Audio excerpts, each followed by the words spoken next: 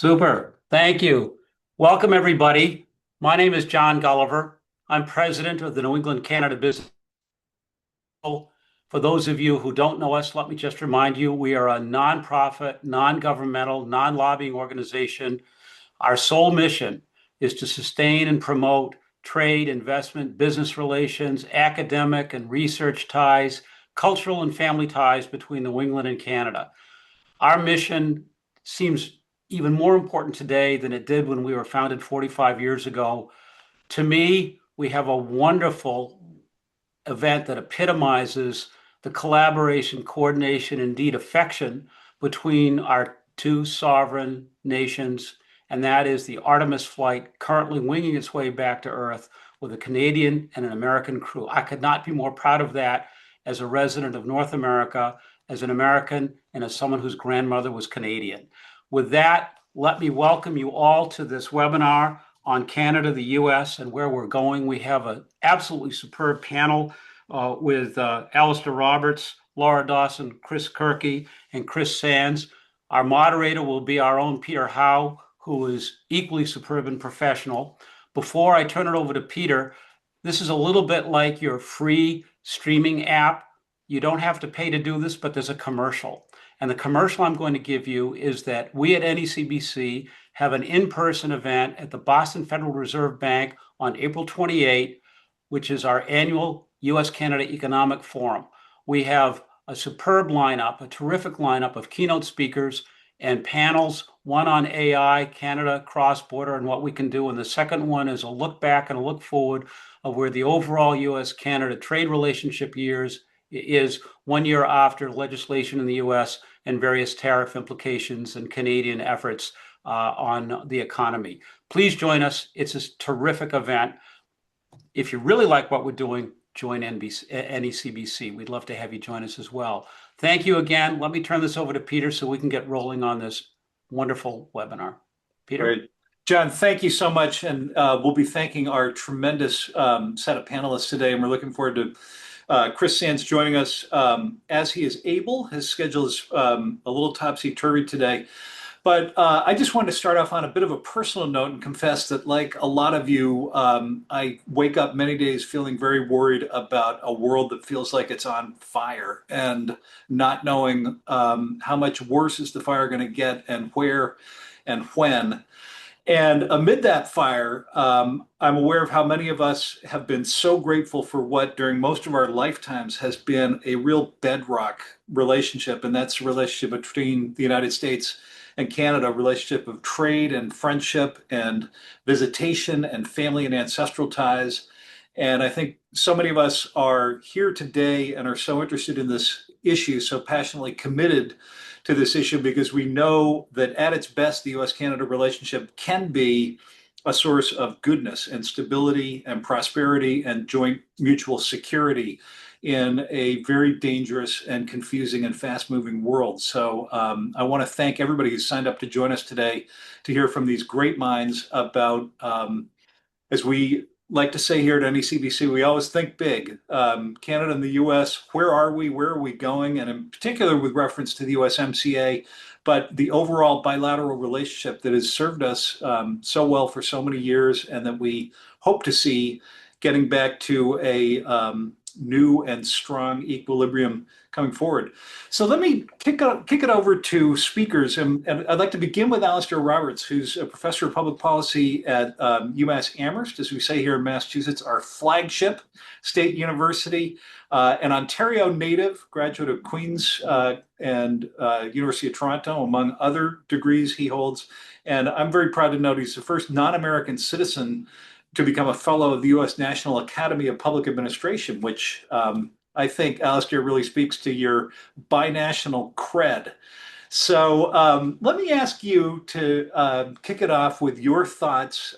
Anything else you'd like to say by way of introduction, but your thoughts on this topic of where we stand. And I know in particular, you've got some thinking about how this goes beyond just the US-Canada relationship, but a domestic generational political transformation that you see underway in Canada that you've written a lot about. So Alistair, let me start with you. Thanks, Peter. Audio okay? Can you hear me all right? Yes, Perfect. Great, thank good. you. Okay. Yeah, well, it's a pleasure to be here. As Peter mentioned, I'm a Canadian citizen, although I work at University of Massachusetts Amherst. I've been in the area of public policy since I came to grad school in Boston in 1984. And I'm sort of crossed the border happily for many years, spent most of my professional career in the States. My wife's American, my kids are dual, one born in Canada, one born in the US. I do realize now that that span from 84 up until, let's call it 2025, was, as Prime Minister Carney said, a sort of distinctive period in Canada-US relations. And I now realize with some sadness that particular epoch, where broadly speaking, the border didn't matter that much, is now coming, we're moving into a different phase. I would say that Canada and the US are dealing with what I'll call conjoined crises of national strategy. And by national strategy, I mean in each country, a question of what are the main lines of national policy? Where is the country trying to go and how is it going to get there, both in domestic and foreign affairs? And my own view is that the United States has been sort of going through this crisis of strategy. Where are we going? For many years. There's been a breakdown of the consensus that prevailed in the U.S. up until the early 2000s, a search for some kind of new consensus or new path forward. Trump is a symptom of that kind of strategic breakdown and search for a new strategy. Obviously, that process of strategic realignment has been very painful. That's what political polarization is all about. It's been one of the products of that debate in the US is policy instability, the inability to predict where the US is going to go next. That has been building up for several years. It really came to a point after the inauguration of President Trump last year, where I'll call it the Trump shock, really brought home, I think, to Canadians that an era was over. And that has compelled a strategic realignment, a reconsideration of national strategy in Canada as well. Canadians have to rethink what their aims are and how they want to get to where they want to go. And so there's a massive rethink of national strategy on the Canadian side. One implication of what I just said is that we're not looking at just sort of a minor or passing disruption in US-Canada relations. Things are not going to go back to the way they were. They're not going to go back to normal, particularly when President Trump steps down. And I say that for three reasons. The first is that, in my view, the American strategic crisis, the sort of internal debate in the US, and the associated policy instability is going to persist for several years. And that's a reality Canadians are just going to have to accommodate. The second is that a generation of Canadians have been scarred by the events of the last year. The events of the last year, I think, are burned in Canadian political consciousness, and that effect will not dissipate quickly. And the third reason I think we're not going to go back to normal or back to the old days very quickly is that you can't really unwind a process of strategic realignment easily. Once Canada goes down the path of rethinking its priorities, building institutions to execute a new strategy, making so-called generational investments, it's hard to walk that back. So I think we are in a new era. I can say a few words about the process of strategic realignment in Canada, that is, how that conversation has been going. The first is that it's painful because it involves a whole bundle of very difficult choices. Every policy commitment involves a serious trade-off. I think it's unambiguously the case that Canada will be worse off because of this disruption in Canada-US relations.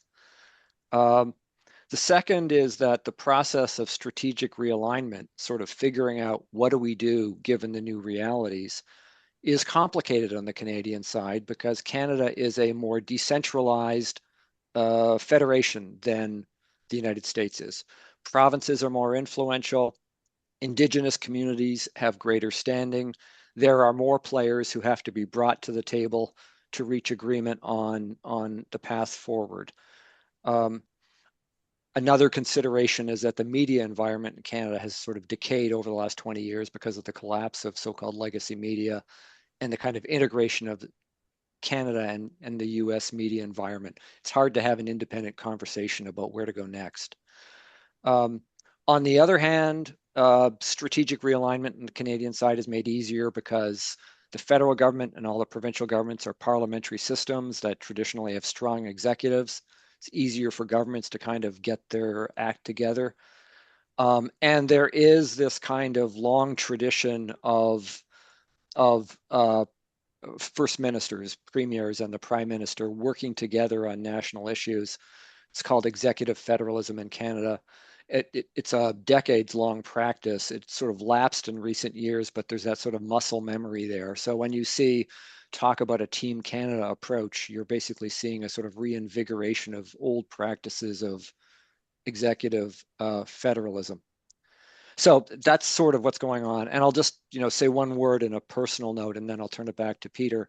Um, I said I've sort of been on both sides of the border for the whole of my professional career, and I have always counted myself as sort of a friendly, sympathetic observer of the American experiment. But having said that, personally, I don't usually bring my sort of feelings to the table, but the last year has been rough.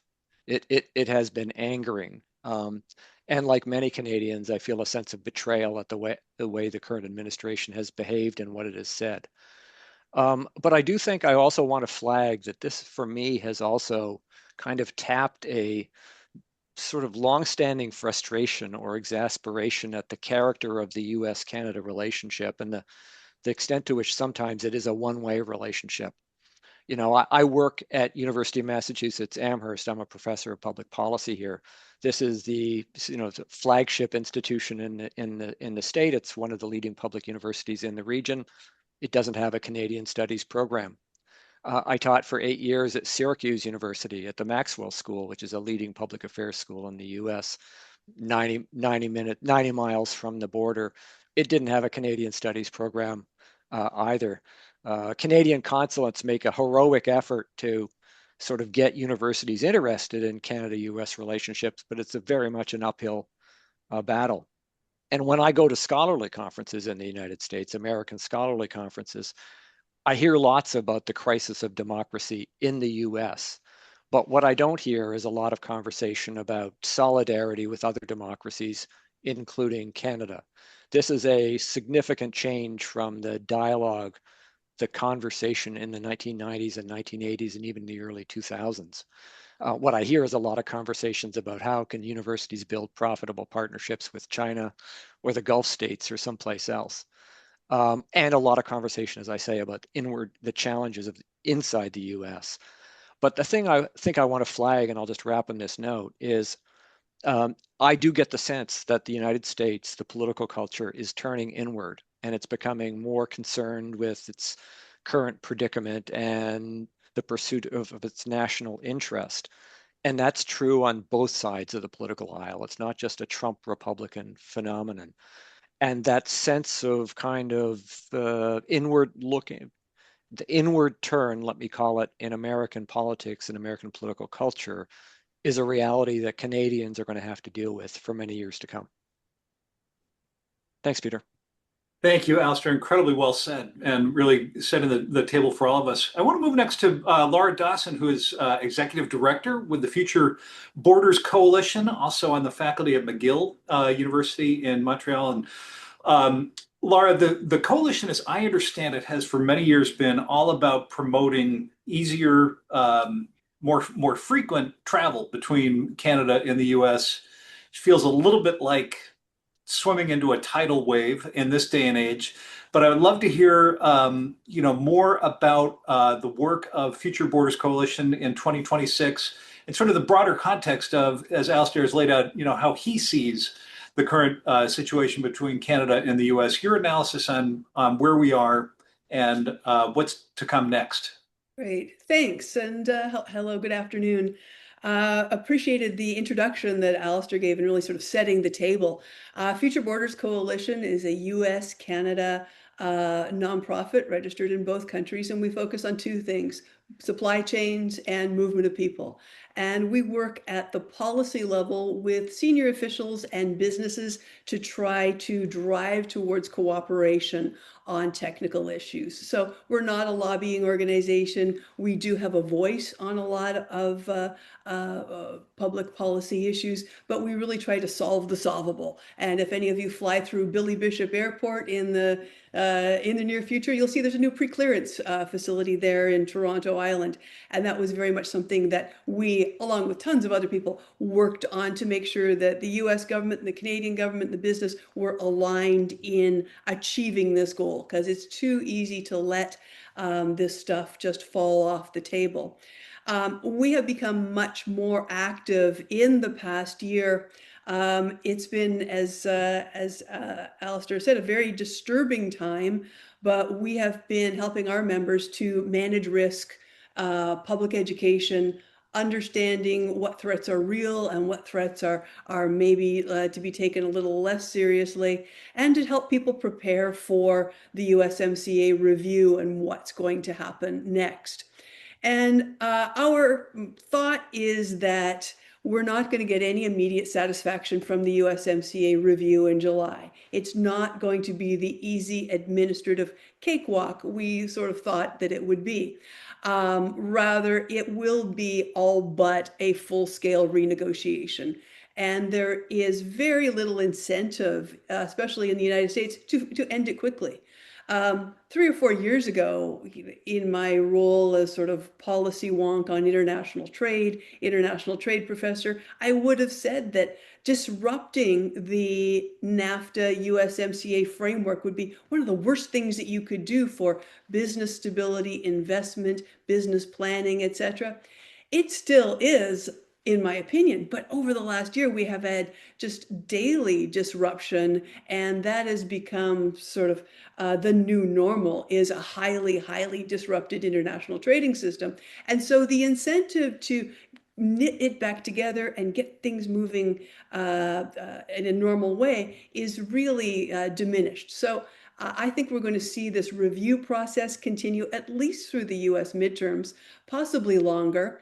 I don't see anyone actively pulling the plug and saying, we're withdrawing, because every party had the option to do that with 6 months notice at any time. It's not something that we're likely to see right now. I could be wrong. But if you read the reports from USTR Jameson Greer, his report to Congress in January on USMCA, and in fact, some of the things that he said just this week is, USMCA is damaged. It is not functioning as well as it should, but it's got some key pillars that uphold our North American commercial system, and these are too valuable to get rid of easily. So we've had that messaging consistently from USTR Greer.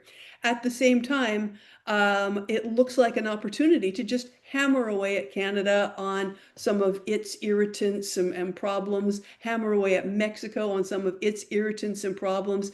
We don't see a traditional approach to negotiations where there's a package of opportunities and also a package of concessions that everyone is sort of pushing towards, but rather a sort of death by 1,000 cuts. You know, morale will improve, floggings will continue until morale improves. I think we're looking at a long period of floggings. So what then?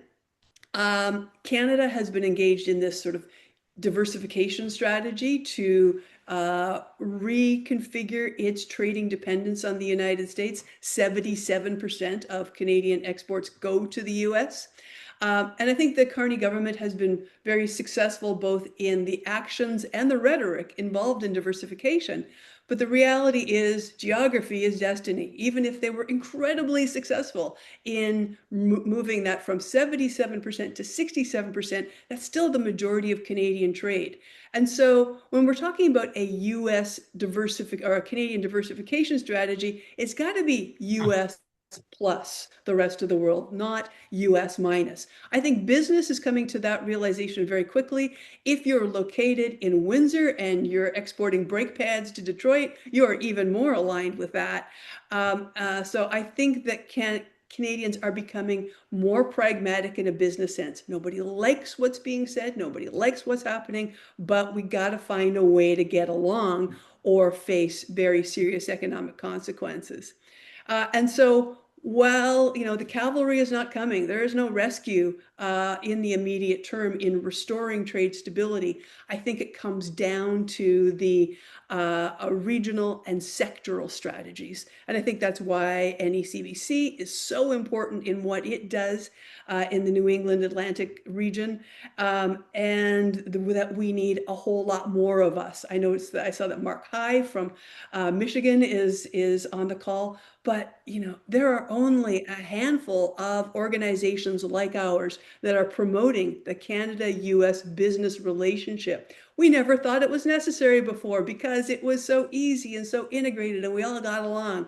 Well, sorry about your luck, folks, but that's not happening anymore. And so we need to reinvest and reconsider the worst case scenarios that we have been facing over the past year and show really no sign of abating for the next couple of years. Thank you. Oh, and you're on mute, Peter.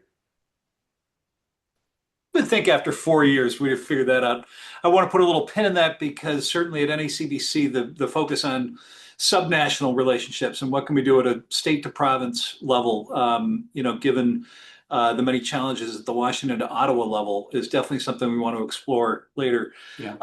So thank you for that. Chris Sands, Director of the Canada Institute at the Wilson Center and co-host of the Canusa Street podcast. Thank you so much for fitting us into what we know is a busy day for you with classes and travel and other things. And I thought maybe I would frame up a question to you is if you could kind of provide us, as you see it, a roadmap to the next 12 months between USMCA renegotiations taking off in some form, US midterm elections, the ongoing unique approach to international relations of our current president and his administration, and what you're looking for in terms of clues to the future and how we see some kind of resolution.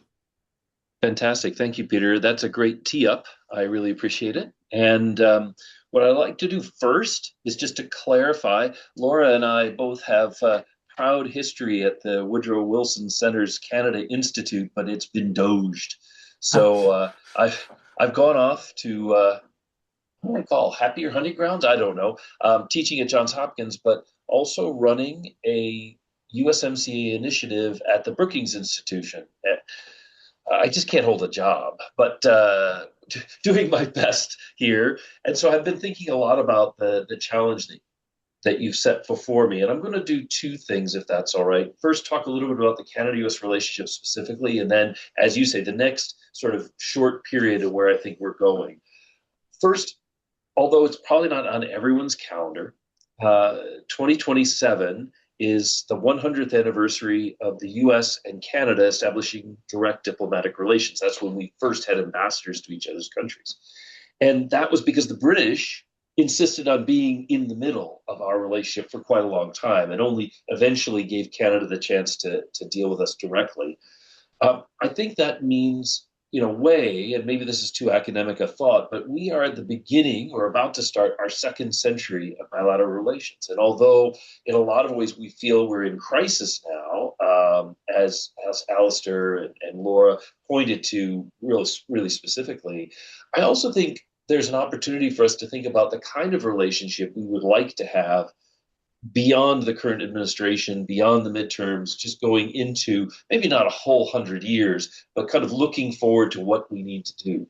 And I think there are a couple of things that are, for me, watchwords. One is to think about the things we might have outgrown. Some of the things we used to do a certain way because that made sense in the 1920s or the 30s or even the 50s that now need to either be put to one side or beefed up. And what is it that we need to help manage this relationship today that we never needed before? For example, dealing with things like artificial intelligence, self-driving cars, development of a critical minerals economy. So there's a lot at stake. And I think one thing I value, Laura's right, I value about the New England Canada Business Council is, these are the kind of tasks that we need to be thinking about now that we could move forward with. And I think it's an opportunity for us to think about institutions, rules, and norms, and in that order. Start with our institutions. We have a bunch of joint institutions. We're not Europe, but we have the International Joint Commission, which was the product of the 1909 Boundary Waters Treaty that deals with shared waterways. We have NORAD, which is what we set up to help defend North American airspace in the Cold War.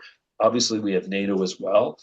Institutions formalize an understanding where there's almost a political agreement we're going to manage things in a certain way that opens us up to being able to just work in that group. So, for example, on NORAD, we agree we're going to defend airspace together. If the US needs to fly over Canada to stop something, whether it's a Chinese weather balloon or a hypersonic missile, it's understood that we can do that and that Canada will help because we have this agreement and we're not going to fuss over airspace. A lot of our relationship is built into those formal understandings that have a treaty and have been more or less surviving in the Trump era, which I think is useful. It's a building block. But maybe there are some that we don't use.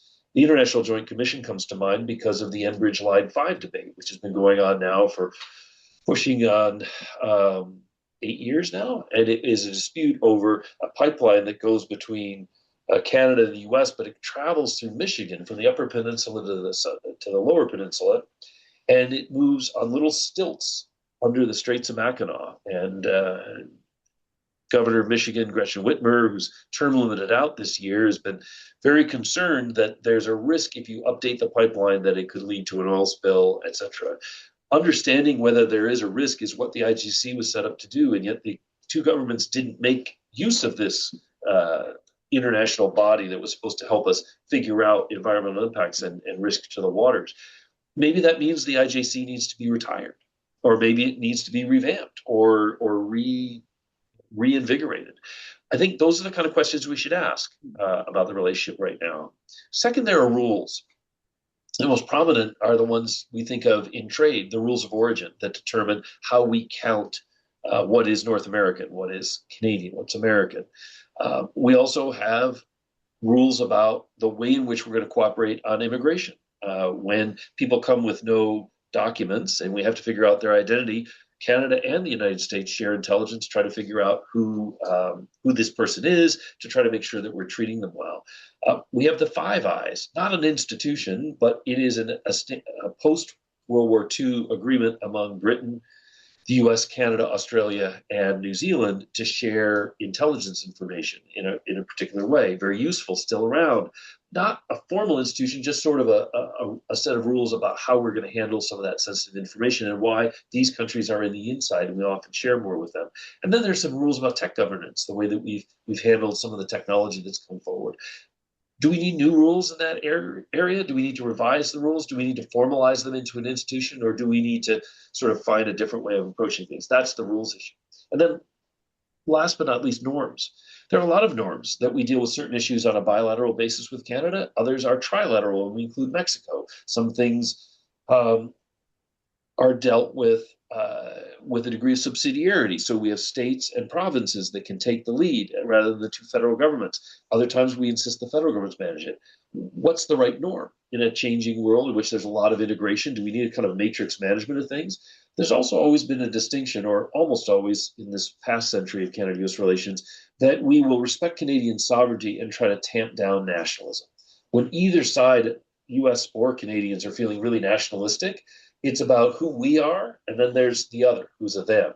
And when you have an us and them, it makes a lot of cooperation more difficult. Not blaming anyone, but we've traditionally said we respect the sovereignty of Canada over its territory, and we want Canada to respect our sovereignty. So we don't delegate sovereignty as the Europeans do to new institutions. We've decided that we're going to manage this by mutual respect of separate sovereignties.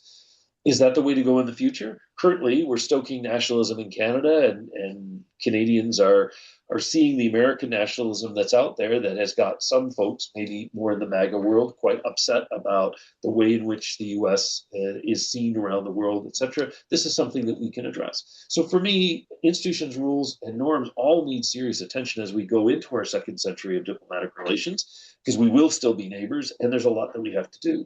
Now, central to a lot of that is this question of the USMCA and where we're going.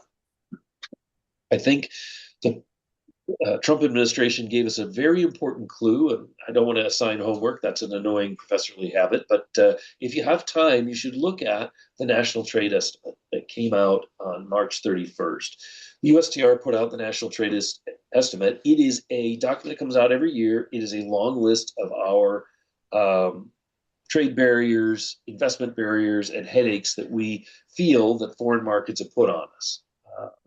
It usually is the agenda that USTR will then go after. But what they've done this year, which is really interesting, is they've operationalized the Trump administration's theory about what trade relationships should look like.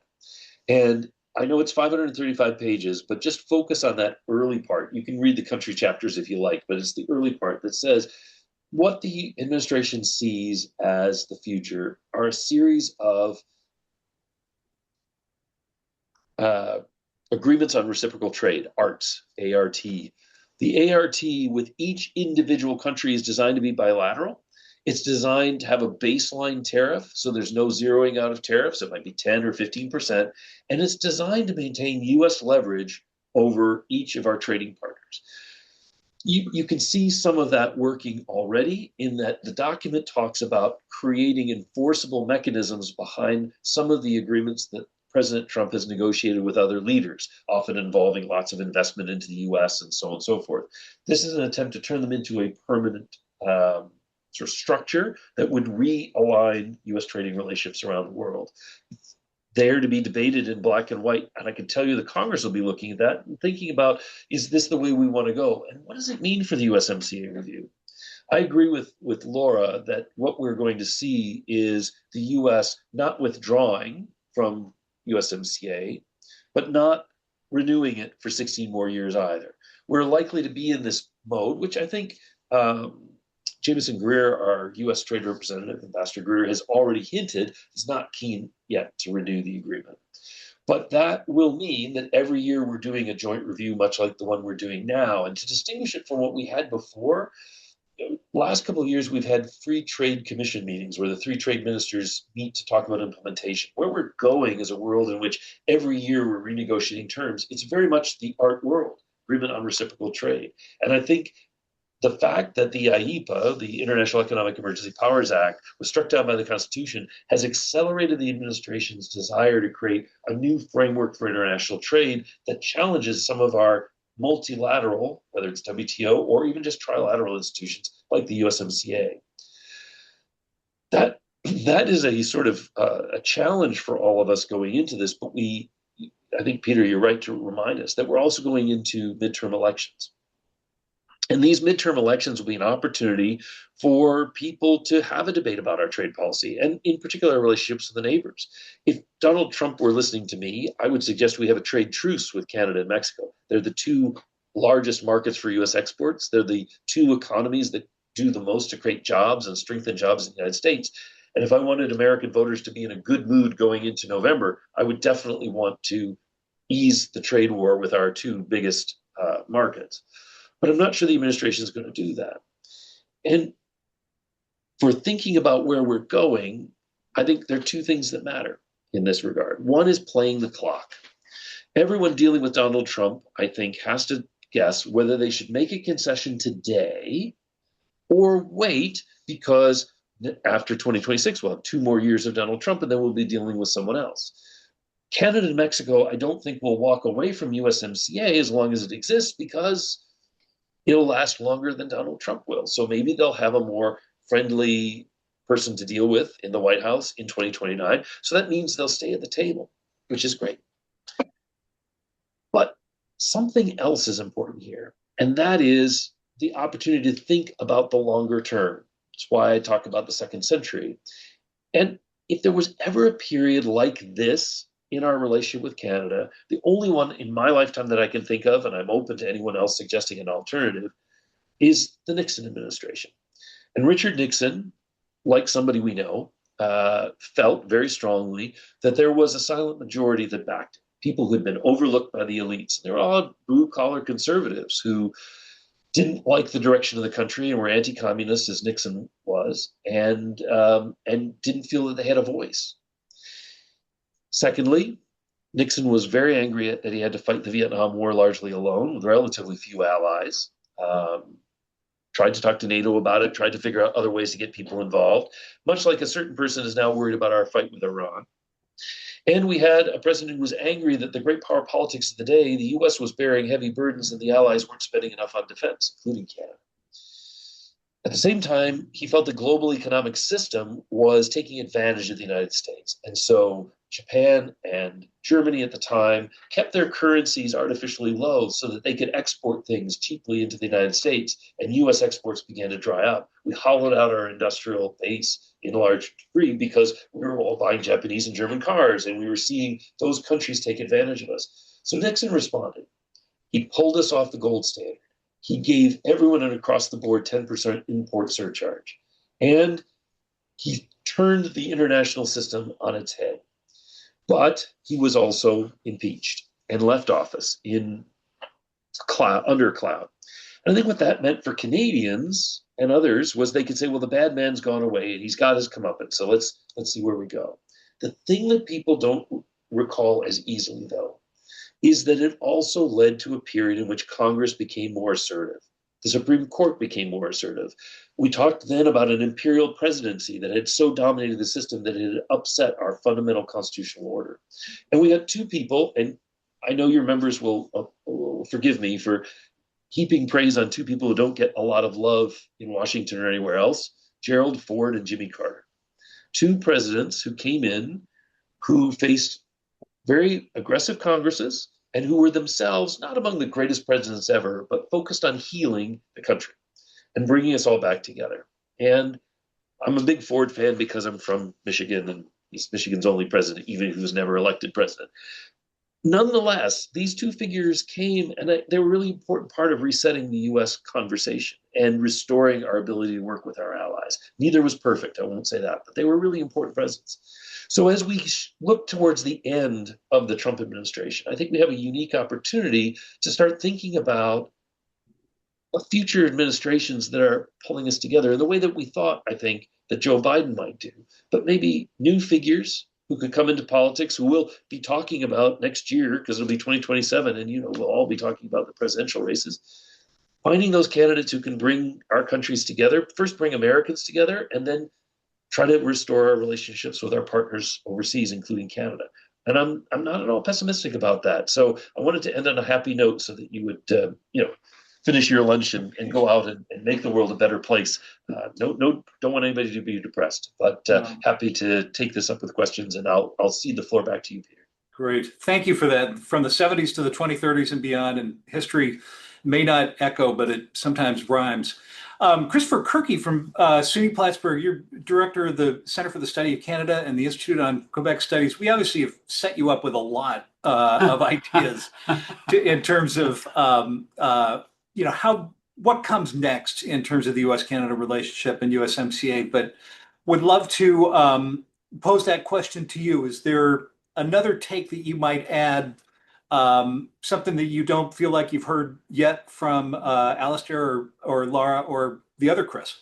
Sure. Thanks, Peter, and thanks, John, very much for inviting me to participate today. And a thank you to my good friend Tony Cicerone as well. So I think I will. I mean, it's a sunny day here in Plattsburgh, and I attribute that to the fact that the Red Sox finally won a baseball game last night. As someone who watches practically every game, it's been so frustrating to watch the Sox play this year. But having said that, I just want to I'm going to sound a little bit like an international relations professor here, because I don't think it's about Trump. And let me explain what I mean by that. And the fracas and the nature of the less than harmonious Canada-US relationship.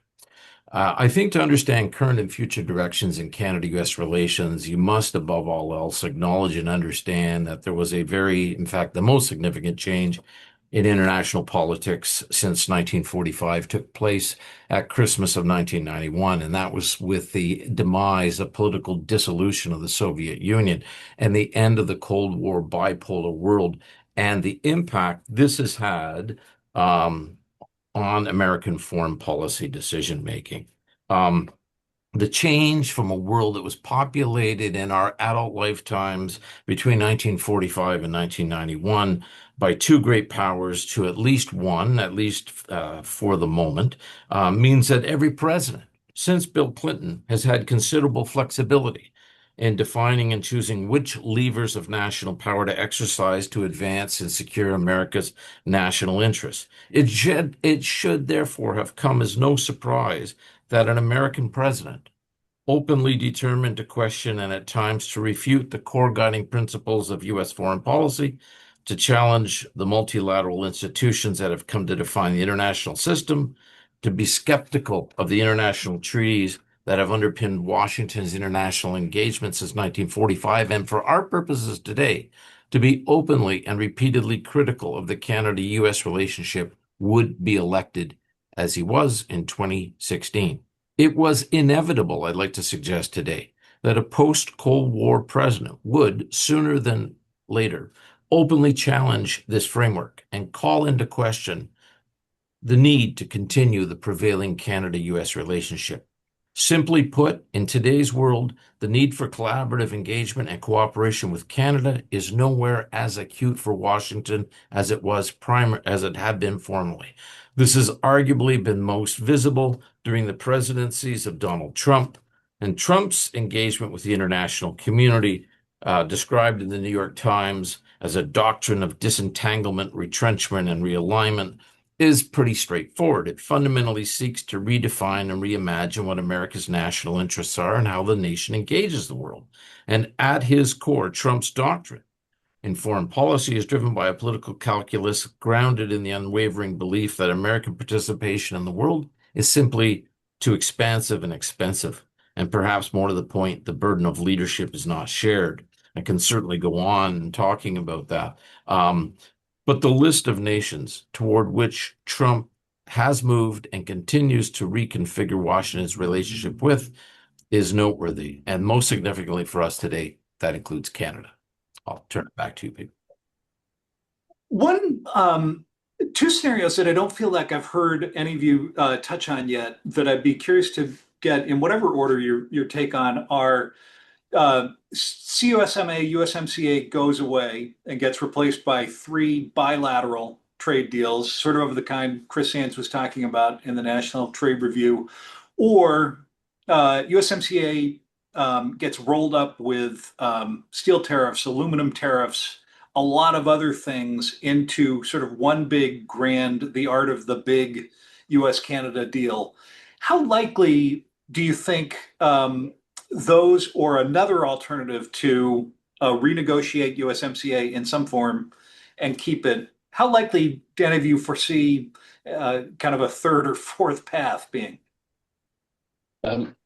Peter, happy to jump in on that. I think it's always a possibility. That's something that we have to think through. One of the things we're doing at the Brookings Institution now is trying to do, and I know this is always risky, but to come up with some reliable, sturdy numbers that you can unpack a little bit and understand to the cost of having no USMCA.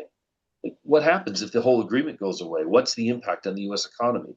What would be the impact of 2 bilateral deals? Now, in your scenario, the US could break off its deals with Canada and Mexico. Canada and Mexico are actually connected by the Trans-Pacific Partnership, or as it was renamed by Justin Trudeau, the Comprehensive and Progressive Trans-Pacific Partnership. And they retain a certain amount of dispute settlement, investor protection, and access to each other's economies through that agreement. Also, in the first term, when we negotiated the USMCA, there was an effort to eliminate the NAFTA, so we couldn't fall back to NAFTA. But we did not uproot the old Canada-US Free Trade Agreement. So some of those structures, which would exist as a fallback for Canada-US trade, Mexico, of course, would not have a US-Mexico agreement, would have to start over. But this is why those scenarios are so devilish. If you try to put all of the pieces back together, what you have is something that Fred Bergston at the Peterson Institute for International Economics used to call the spaghetti bowl problem. which is that there are so many rules to qualify, rules of origin, different access points and preferential tariff agreements from multiple treaties, that business is going to have, a fleet of people to figure out, if I ship it there and have this much content from there, what's my tariff rate going to be? It's not so much that business won't pay the tariff they have to pay, it's just figuring out what they're eligible for and what the penalty is if they get it wrong. It's like dealing with the IRS, a bit of a nightmare these days. So that's, I think, where the scenario goes. And then you say, well, then if those are the possibilities of spaghetti bowl, what's the transaction cost, or in effect, the opportunity cost of that world? And how much more expensive does it make doing business in America, let alone globally? And I think that will be the thing that we're going to try to put a price on. And Brookings, hopefully, that'll be useful to people who are thinking about just what's at risk here. Because I think a lot of us have been so used to free trade agreements that we kind of assume, well, it's not going to be that bad. We've raised a whole generation with these things, and I think we'll miss them when they're gone. Laura, is it fair for me to put you on the spot, trilateral versus bilateral, and what that means to supporters of the Future Borders Coalition and what you're trying to do? Sure. I think that we have become used to, as Chris says, trade agreements being a bit of a political flashpoint, when in reality what they are thousands of pages of really turgid documents about commercial policy and practice. 37 chapters that talk about pesticide residue and rules of origin for brake pads and arcane methods of dispute settlement and trade remedies and investor protections. Nobody wants to rewrite those. And there's an intrinsic value for US businesses writ large, no matter what political stripe they are, having a tariff code, having those rules of the road, of the commercial road, is really, really important. But what could happen is, and I think would be a positive thing to have it happen, would be certain elements going into the bilateral zone. So there's all sorts of working groups and side agreements, et cetera, that are attached to the USMCA.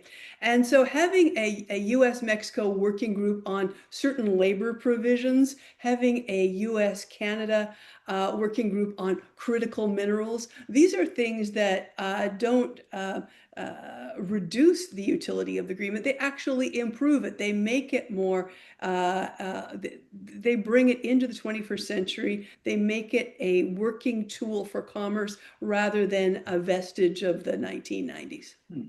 And that definitely segues into, and I do want to get back to the guys, but a question I want to be sure to draw you out a little more on. What you're describing sounds very much aligned with one of the things we as NECBC are extremely interested in is, I say, this subnational economic relationship, and the relationship between New England states, Quebec, Atlantic Canadian provinces. From your perspective, if you were us and trying to build up those ties, trying to see more examples like the governor of Massachusetts and the premier of Nova Scotia getting together on an accord on offshore wind, for example, what would you be advising us to make the most of those relationships, and how to kind of build them in an environment where there are, at the national level, major headwinds? Yeah, I mean, the role of tariffs, despite what has happened in the past year, is less and less important. What is important in our commercial relationship are these, soft commitments, these MOUs between businesses on research and development, reducing transaction costs, things that can very easily be done at the regional level. But because we have this USMCA focus, that's great. That allows us to take the things that maybe had fallen to the margins previously and put them center stage and get some things done, as acting as though we were one of the most trade competitive regions in the world, rather than somebody that was just letting things happen. So for example, this isn't an Eastern region, but a Western region focus is oil sands from Alberta are shipped in diluent to refiners in the U.S. Gulf states. Diluent is something that makes sticky, heavy crude shippable in various forms. But if you put too much diluent or the wrong kind of diluent into your heavy crude, you actually change the origin of that product. It's no longer Canadian crude, it's something else. We don't have very good rules for how to manage diluent because we never thought that we would have a petroleum-based trade dispute. We always had willing buyers and willing sellers. Now that's changed, and there's all sorts of opportunities to streamline and improve and reduce transaction costs in the movement across border petroleum. We can do that there. We can do that with critical minerals. We can do that with food. We can do that with electricity. We can do that with areas where we both have very strong investments and incentives in regional strength in that sector. Great. Alistair or Chris Kirky, thoughts you might have about bolstering these subnational relationships and the challenges and the opportunities that you see from your perspectives?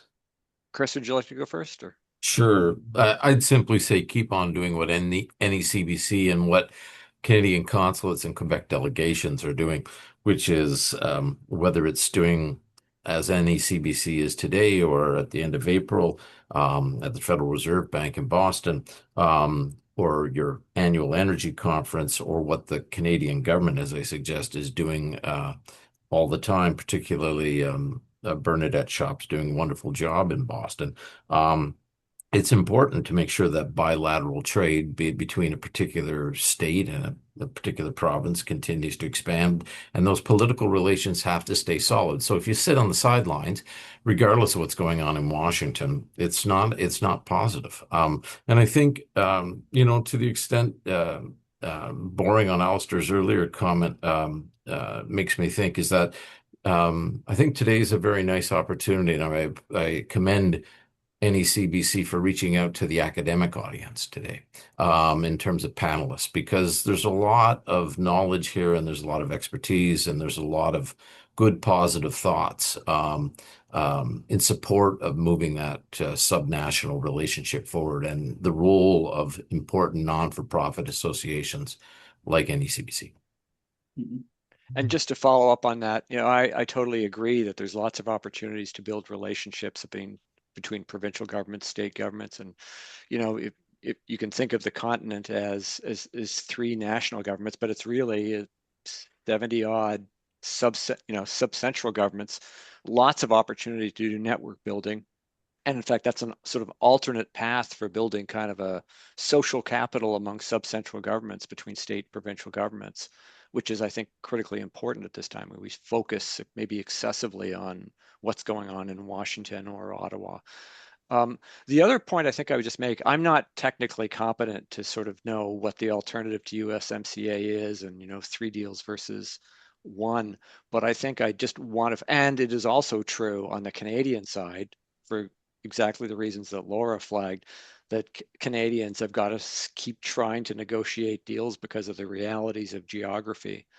But one of the things that I think has been brought home over the last year is you need to kind of rethink the concept of a deal.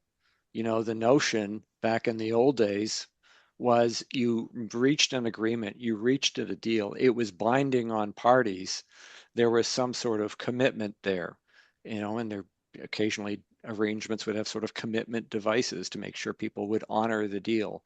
And one of the realities that has been brought home, I think, on the Canadian side is you can't bind a dominant player. This is an asymmetric relationship. You can negotiate a deal or terms of an arrangement, but it's always going to have that certain tentative quality to it because you can't stop the dominant party from walking away. And so that's the sort of underlying predicament. Even if you get 1 deal or 3 deals, a deal doesn't mean what it used to mean. Right. I do want to call all the panelists' attention to a couple of pretty specific questions in the Q&A that I want to give you a moment to think about on, tariffs on cars, tariffs on aluminums, particular visa program. But just while we're in this overall area, this I think is a question I ask you more as people than experts necessarily, but people who are doing your work out of locations in the United States. Trade certainly includes tourism, and we are seeing the numbers on Canadians staying away from the United States in very large numbers, and airlines cutting back service. And I just open up to all of you. What do you find yourself saying to your Canadian friends about um, coming to visit the United States, making the case that they should, or being maybe candid and honest with them about some of the challenges they might face at the border? Well, just on that, so I was up in Canada a couple of weeks ago visiting friends and family and talking to many folks, many of whom said, I will not travel to the States, given current arrangements.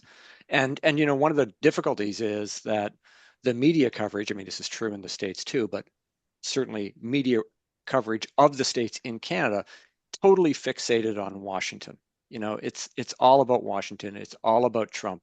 That's the story that comes through. And one of the things I remind folks is the United States is a huge, complicated entity. If you include all the various levels of government, there's more than 90,000 different governments in the US. It's a big, complicated system, and Washington's part of it, but it's not the whole of it. And so what I try to tell them is, bear in mind that there's turbulence at the top, but at the bottom, very often business as usual. And that goes back to your point about, if you can find ways of kind of connecting folks at lower levels, maybe that's one remedy to the current predicament. Can I jump in on that, Peter? Please. About 30 to 40% of my members are in the travel community, travel and transportation community. And there's no doubt, as Alistair did, that there's just a lot of hard feelings and reluctance to travel. I'm a Canadian living in the United States. My family won't come to the United States to visit me. I have to go north. And that was one of the few things that individual Canadians could do to express their anger and their outrage and their sadness. And I respect that, but at the same time, the people that are bearing the greatest burden of that are the border communities, the people who live and work 100 miles from the northern border, who are reliant on day trippers and teams coming back and forth and playing ball and getting a meal and getting groceries. Those folks are who have been hit the hardest, and those folks are very, very, very far from Washington, D.C. And so I think it's important to have a sense of perspective. Similarly, while there's a significant reduction in Canadian travel, it is not complete. I did a speaking tour in Florida this summer. I spoke to 1,000 Canadian snowbirds in Florida who had, maybe there's justification, maybe just a rationale, but they had taken on the mantle as ambassadors. They were explaining to Americans how important the relationship was, what an important business partner and investor Canadians was, what some of the things that they may be hearing from the media weren't true. So, I respect him for it. And the more that we engage at the community level, the quicker that we can get past the most toxic rhetoric that we hear. And Chris Kirky, I think of you in Plattsburgh, New York, not to sound like Tina Fey. I can see Quebec from my house. Right. What's it like up there? Well, it's certainly quieter than it has been in terms of Canadians coming down here and just commercial traffic. I think all the numbers suggest about a 30% decline in terms of cross-border visits and things of that nature. And you can simply just pull out of the university parking lot over here and drive over to your local gas station or grocery store or hardware store, and you'll certainly see far fewer, particularly Quebec-plated vehicles in the parking lot. And there is this sense that, and I think it's there's a sense amongst analysts, a sense amongst Canadianists that, yes, as folks have said, I don't want to go to the States right now. It's sort of a toxic environment. It's uncertain, et cetera, et cetera. But I think once again, they attribute that exclusively to the president and who occupies the presidency right now. And as I tried to suggest earlier, and as I've talked to a lot of people about, this is not about who occupies the office of the president. It's about a structural shift that has taken place that has fundamentally allowed whoever occupies the presidency to fundamentally question and reorient American foreign policy, including America's relationship with Ottawa. And Trump and somebody want Trump, everybody. So in other words, if everybody thinks, well, once Trump is gone, everything will be wonderful, I think you're sadly mistaken. I really think that we have to do our part, but to think that everything's going to return to a wonderful, blissful state, I think is naive. And so, when will we see more Canadians come here?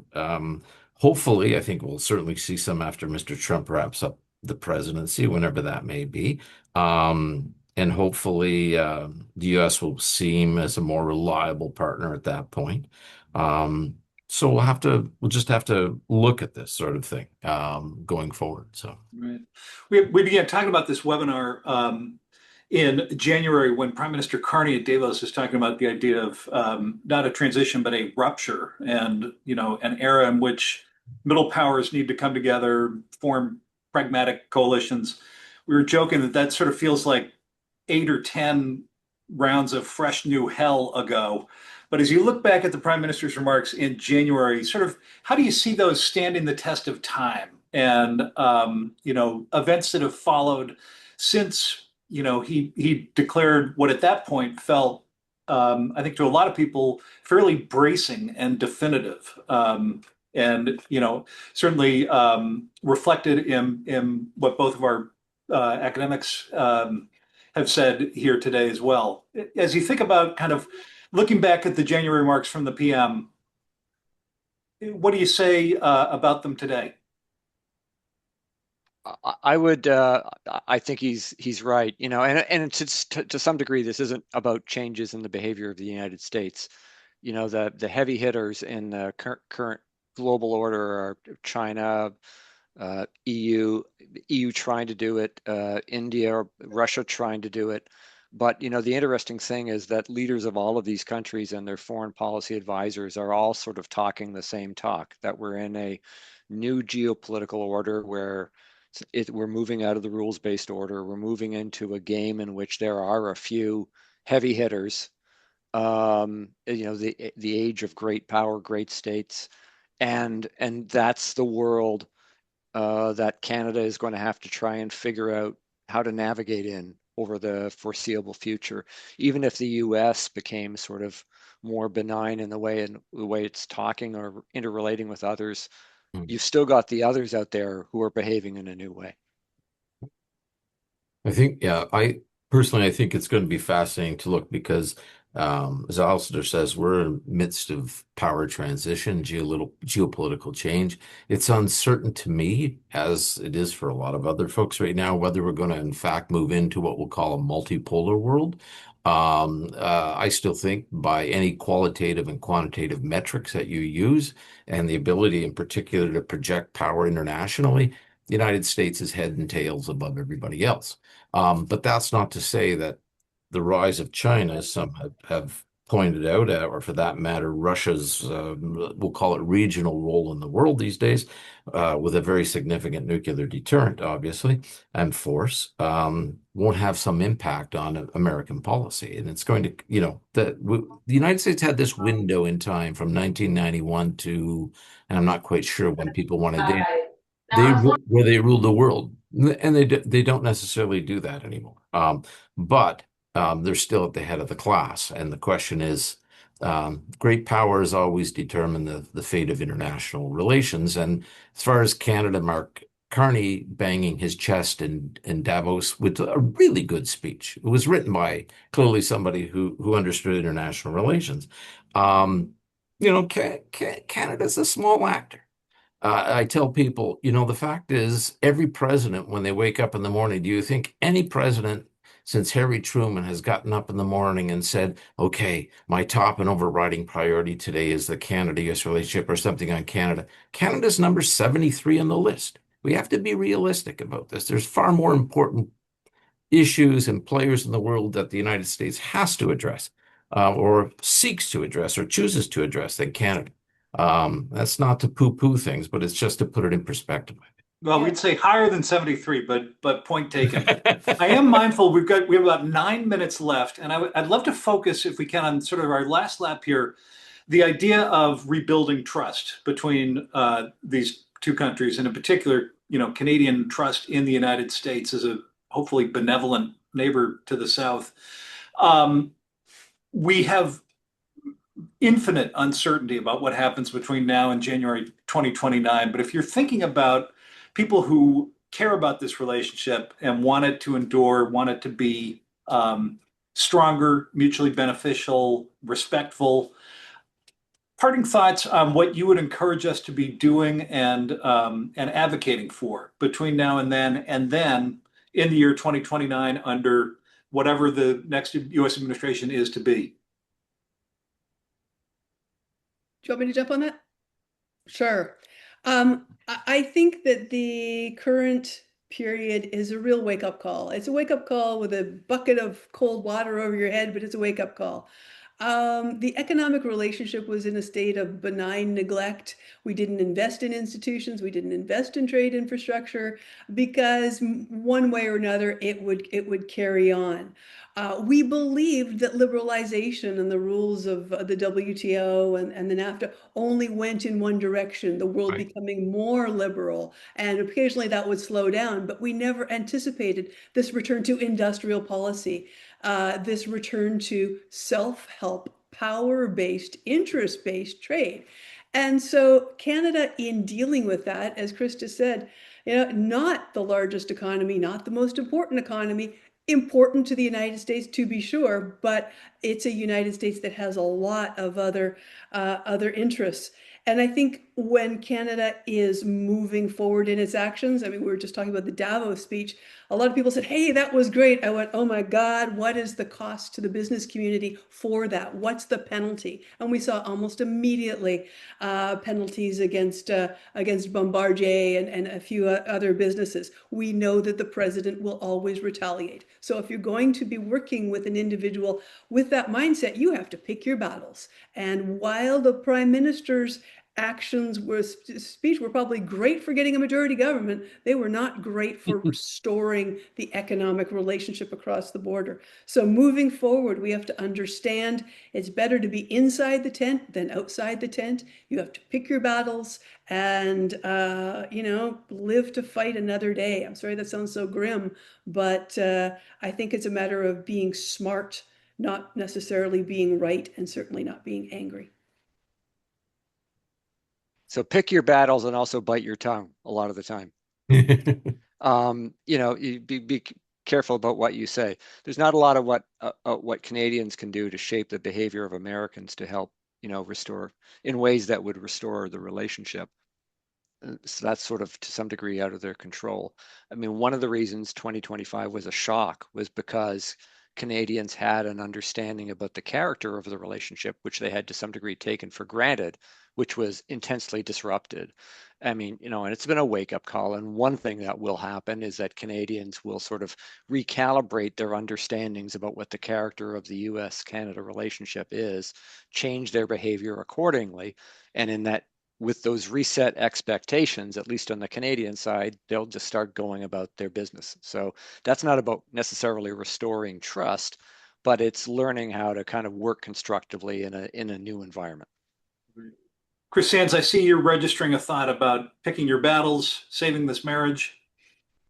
Mm. You're on mute, Chris. You're on. We need to unmute you. Thanks.